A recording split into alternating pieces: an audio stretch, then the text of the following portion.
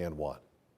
Hey folks, meteorologist Steve Knight here on your Monday. It is a CBS 21 weather warned day as we track the potential for some very gusty thunderstorms to develop during the afternoon and early evening. We've got a very strong cold front that's going to be coming through. If you've been out at all here during the morning hours, you know it's been cloudy. We've had some occasional showers or some drizzle, but haven't had an awful lot of rainfall just yet.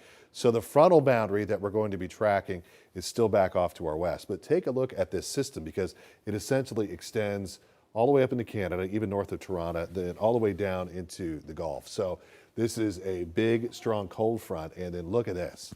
Look how cold it is back behind this front. They've got some single-digit readings in the upper Midwest. All of this snow in this area here was over Minnesota and a good portion of Wisconsin over the weekend where they had some very heavy snow.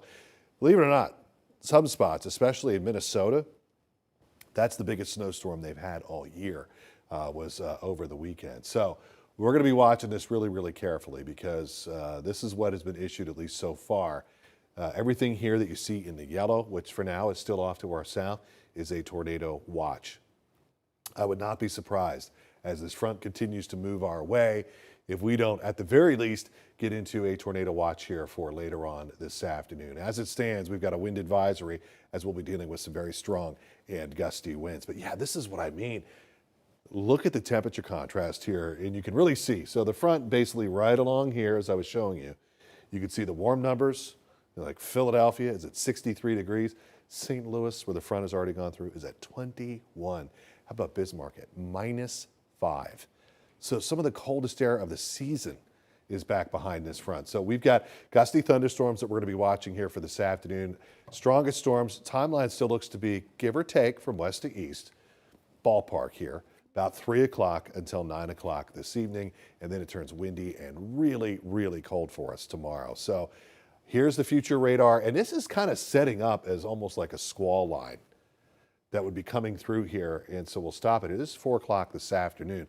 That's why I'm thinking 3 o'clock till about 9 o'clock for our strongest storms. This is 8 o'clock this evening, still dealing with some heavy downpours, but cold enough on the backside of the system that this, I think, could wind down as a period of some wet snow late tonight, like 9, 10 o'clock tonight. Tough for any of this to stick, and then it exits around midnight tonight, and boy, do those winds kick up. So if you're headed out for any St. Patty's Day celebrations tomorrow, dress for it because we're going to have wind chills in the 20s. Slightly warmer on Wednesday, but it's still going to be pretty cold, still pretty windy. We just don't see this all that often around here, maybe a few times a year. We're at a 3 on a scale of 1 to 5 from the Storm Prediction Center for these storms to potentially be severe. And then once you get just to our south, they've got an even higher risk of some severe storms there along the 95 corridor and down through the Carolinas. So rain today, and I do think we could have some heavy downpours at times.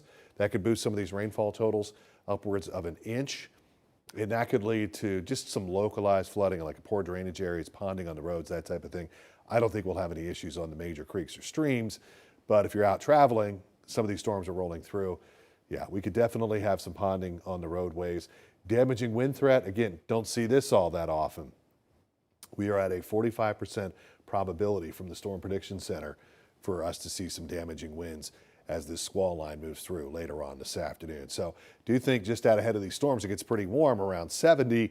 And then for tonight, how about all the way down to 28? And like I said, don't be caught off guard by a few wet snowflakes, even mixing in. There's your 7-day forecast. You can see how we do get a lot colder, especially tomorrow, St. Patty's Day. Boy, oh boy, do you have a green jacket, heavier jacket that you can wear? You're going to need it for tomorrow, but thankfully temperatures do bounce back a little bit toward the second half of the week. And of course, we cannot forget, spring does officially get here on Friday. So we know you guys have some questions. You've been asking us questions on our social media pages, and here to represent you, the viewer, and ask some of those questions, the one, the only, Keonia Cole. Keonia, how you doing? Good, how are you? Kennedy and I have a tradition. Oh, we right? have it. Yeah, Oh, got to do this. Tradition. We always do that in these. It's our back cover. No, I guess it would be the front cover. Front cover. Saturday Night Fever. Right. The record. Movie way before your time. John Travolta was on the front, and then the Bee Gees were kind of like this. And what's the name of the film? Saturday Night Fever. Okay. Epic. Epic? Okay. You got to see it. You got to see it sometime. Add that to my watch Every list. once in a while, Some of our older viewers will know the song by The Knack called My Sharona.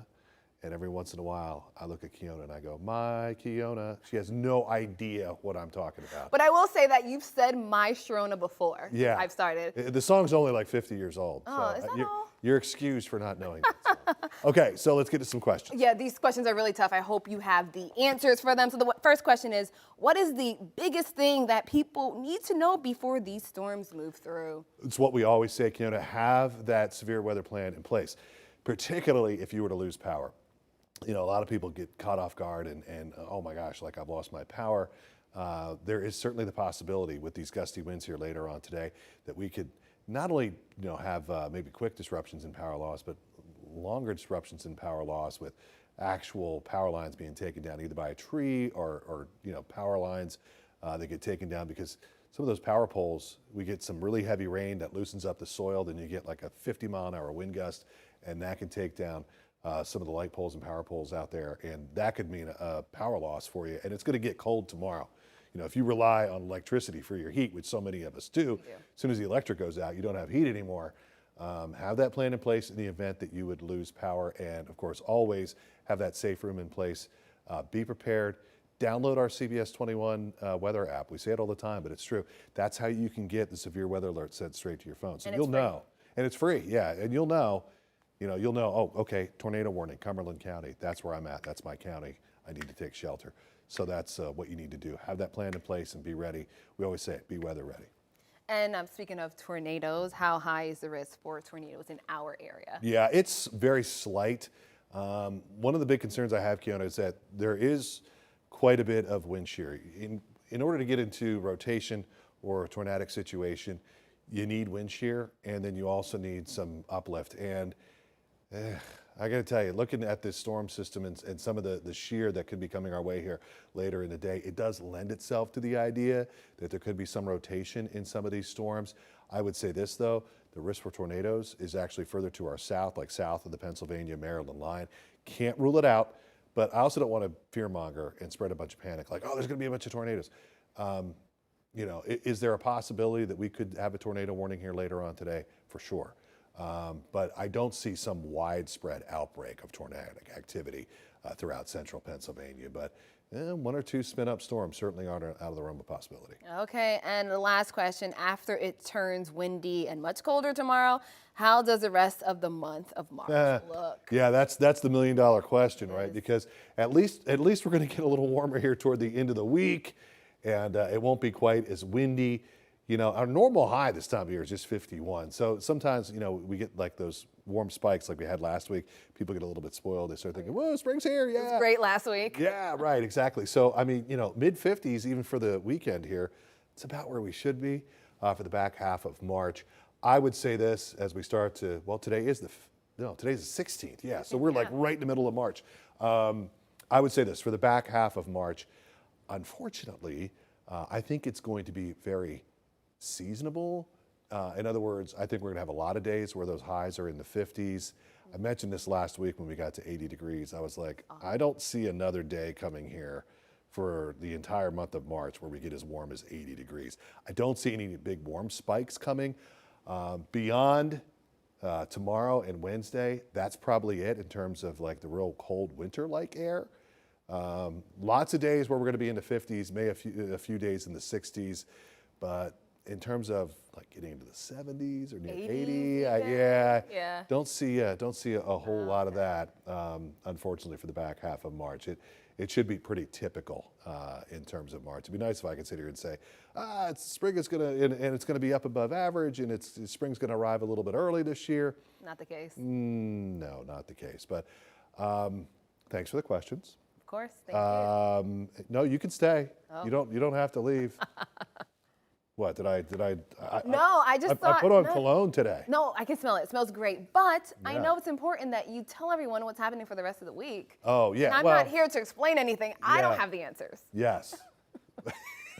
I don't. Well, I can look here and see, okay, 56, 54, 54. Yeah, I'm just saying you don't have to dash off because I'm just going to basically say goodbye. And remind everybody to follow us on our social media. Obviously, you can go to our website, cbs21.com. And you mentioned it earlier. It's a free It's app. free, yeah. Download our CBS 21 weather app. You can find it in your phone's app store. It's really simple. Just search CBS 21WX, and it'll take you right to our weather app. You get to see. WX, you have to, okay. Yeah, WX CBS 21 WX is what you search, and then you'll get to see my shining face Always. doing the weather. My weather forecast from The this morning Steve Knight. is Yes. already posted, along with a written forecast, so you can find all that weather information there. But stay safe out there, folks. We'll be keeping you updated throughout the day, on air, online, and through all of our social media platforms. But play it safe out there today, folks. Bye.